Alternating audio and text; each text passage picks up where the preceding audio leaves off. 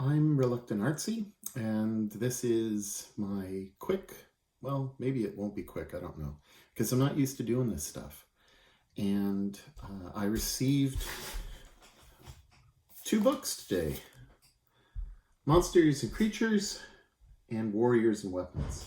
So I thought I'd give a quick look at what these things are. So the first thing to notice is here's the player's handbook, and here is the book. About 103, 105 pages in both books, and the way that it's laid out is absolutely amazing. No statistics, just descriptors, and done in a way that's very artistic and clean cut, a good look. So even the binding is awesome. Like, it's just a very good, and it's an easy grabbable thing. So US, it's $12.99. Canadian, it's $17.50. And again, it starts off with, here you go. You've got the beholders, dragon, giants, and a whole bunch of stuff that just kind of starts off the book with major creatures. So the Monster and Creature books, it says that it's a young adventurer's guide, but I've been playing for, I guess, since the early 80s, and I find this just as valuable now as reading the player's handbook. So just to look at the table of contents, you've got caverns and dark places as forests, mountains, and other terrain. You've got moors, bogs, and boneyards. So it's location based, and then it gives you kind of what's going on in the book. So there you go. That's the table of contents for Monsters and Creatures. I haven't looked through the book, so I'm looking at it like you look at it. Let's just go to Goblin. So here's the Goblin. This is the general layout. So you'll see that you have the Goblin. You have here at the bottom kind of a size comparison, which I think is visually absolutely amazing. And then you've got this section on the other side, which carries on with this book. And we'll look at that in a second, which says, do this, target the leaders. Goblins are cowardly and often run away once the strongest fighter is defeated. How many D&D games have you gotten into where, you have to wipe the entire group? Even though you've killed the leader first, your DM just doesn't bother with it and just keeps on attacking and attacking and attacking. So as a young player, a beginning player, even an older player, you look at this and you say, well, I've got to wipe out everybody. Here, they're giving you an option. Maybe they're going to run away. Look at their tendencies. Look at their morale.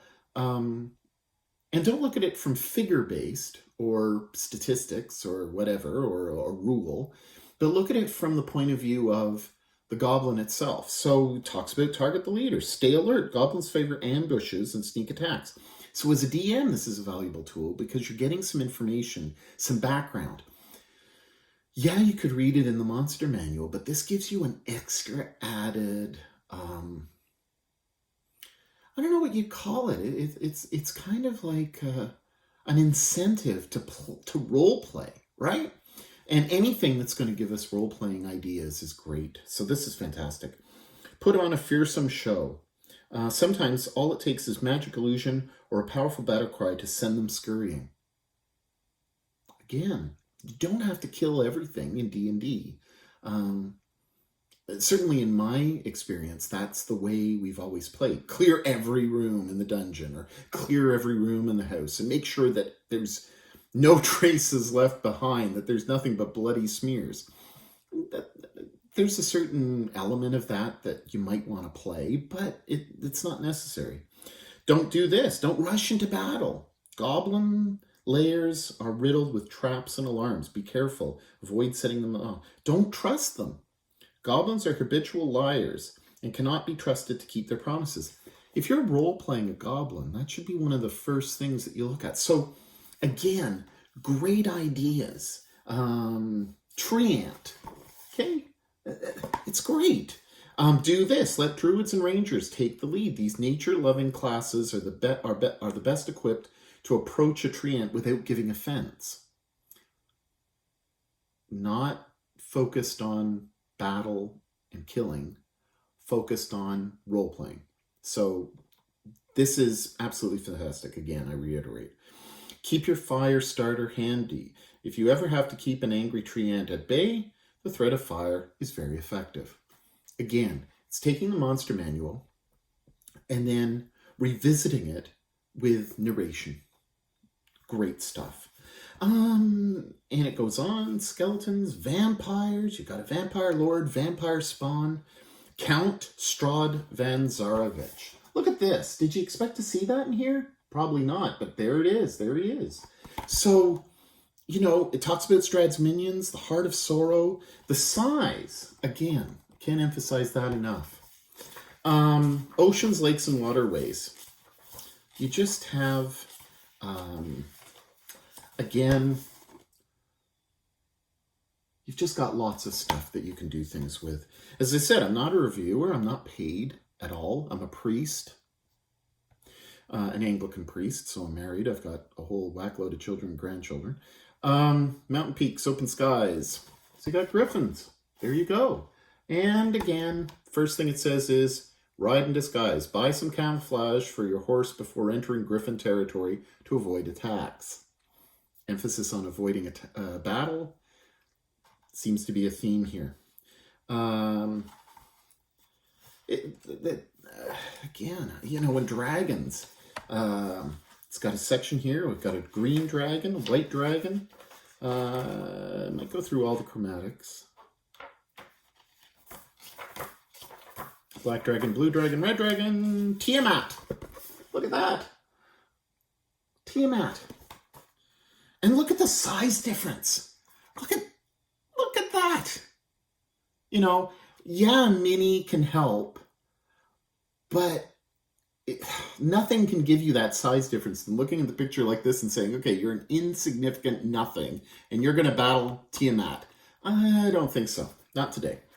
Not today, my friends. Not today. And then, the author, Jim Zub, I think it is. Sorry, I'm embarrassed. Yeah, Jim Zub. Here puts the section in using monsters to tell your own stories. Heavily narration-driven, role-playing driven. This is a great, great purchase. $12.99. Come on. And then you've got Warriors and Weapons. This, again, like, starts off with the 6 main classes, I guess, if you want to call them main classes. Barbarian, Fighter, Monk, Paladin, Ranger, Rogue. What?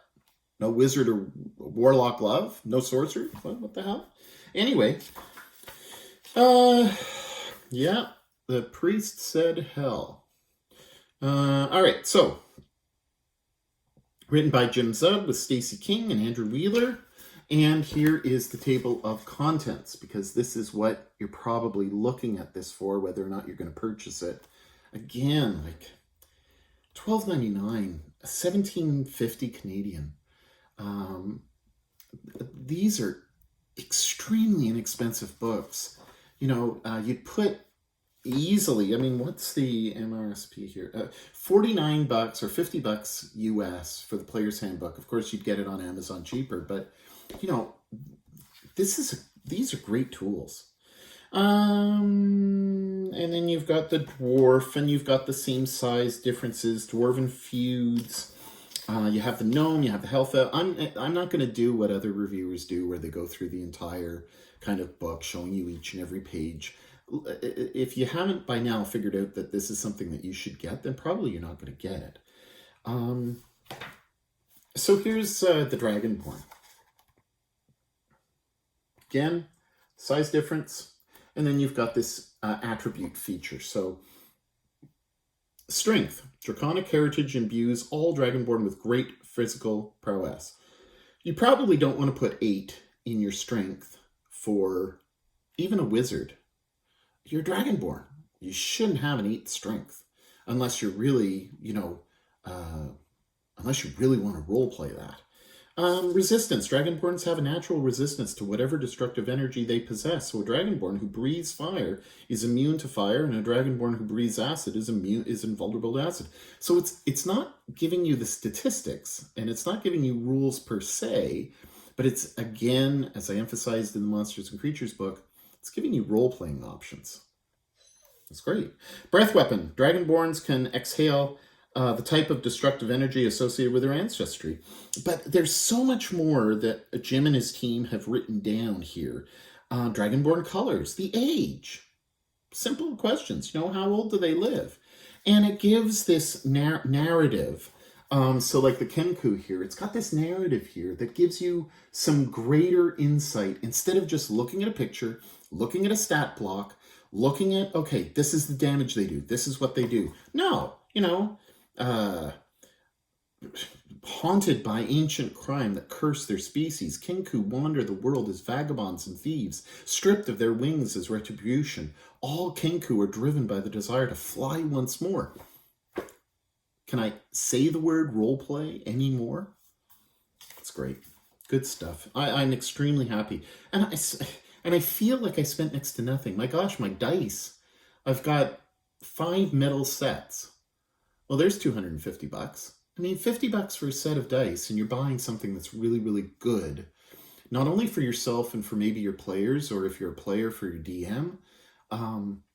This is just fantastic. I didn't know. I didn't look at many reviews before. I heard stuff on Twitter. I followed along on some of the debates. I think that Adam Coble was really encouraging buying these. And that's what got me initially interested in this. And I am so happy. Yeah, there's a lot of people who like mints. And boo. Yeah. I kind of feel that he's being overexposed at the moment. It's kind of like the flavor of the D&D month. I watch a lot of streams, and I watch a lot of D&D Beyond and D&D content, what's going on. I pay attention. I live in Atlantic Canada, so I get to watch these things basically at dinner time when they're 4 hours earlier on the Pacific.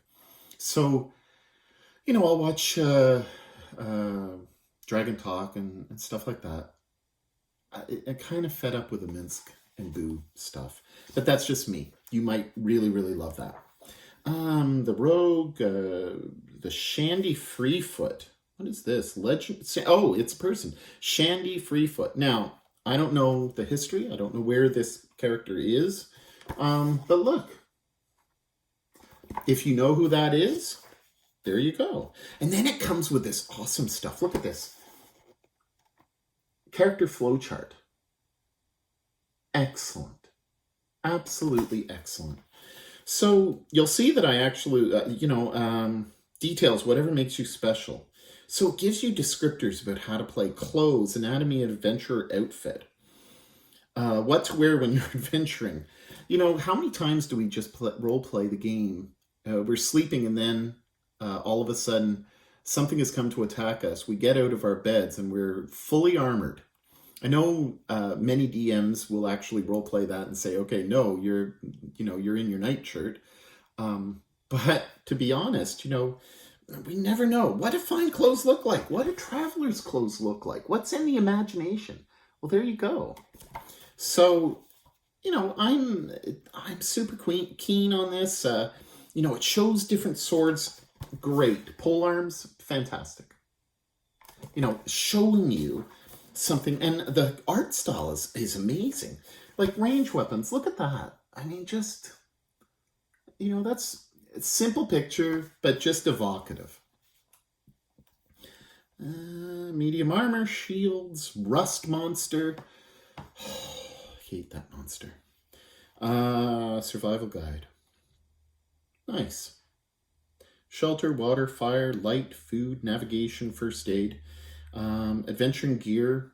It's got climber stuff, component pouch, hunting trap, potion of healing. Just, again, it just captures the imagination. So I'm going to leave it there. I mean, there's more stuff, Dungeoneer's Pack, vampire hunting, using your heroes to tell your own stories. So again, similar to this, it's got that same chapter here. Get it.